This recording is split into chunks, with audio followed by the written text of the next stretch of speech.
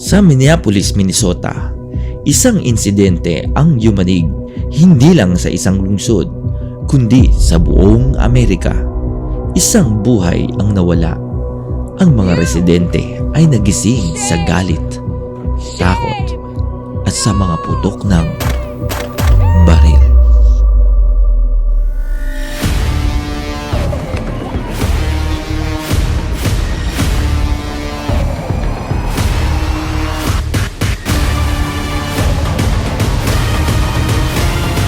Get the fuck out of Minneapolis.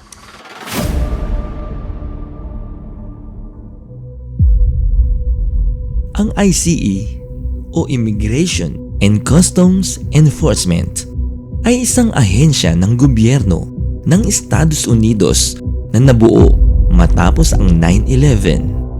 Layunin nito ang pagpapatupad ng immigration laws at paghuli sa mga undocumented immigrants. Ngunit sa mga komunidad, ang ICE ay hindi lamang simbolo ng batas, kundi ng takot.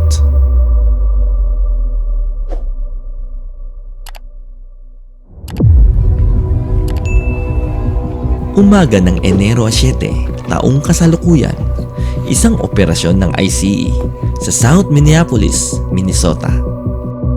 Isang sasakyan, isang babae sa loob, ang nasawi.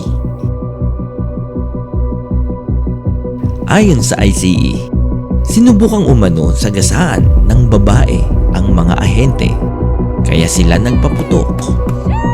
Ngunit ayon sa mga saksi at mga videos, ang sasakyan ay tila liliko lamang at ilang segundo lang ang lumipas.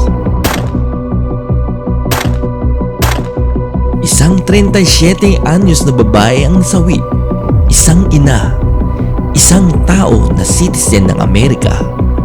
Ayon sa kanyang pamilya, wala siyang hawak na armas, wala siyang intensyong manakit.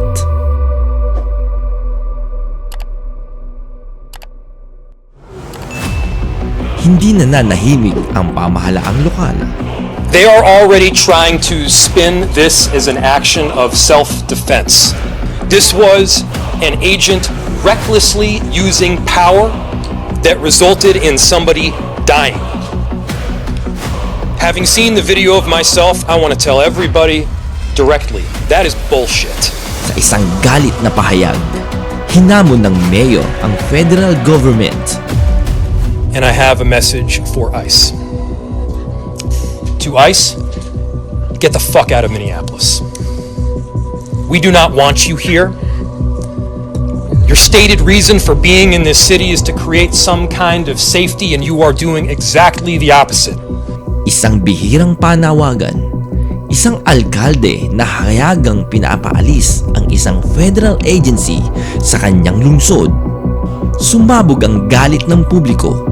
Para sa marami, hindi na ito isolated incident. Ito raw ay sintomas ng isang malalim na problema, ang labis na paggamit ng dahas.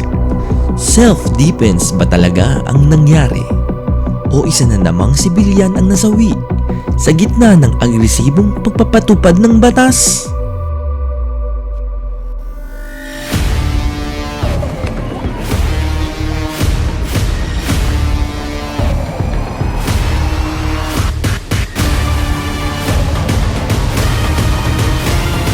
Get the fuck out of Minneapolis.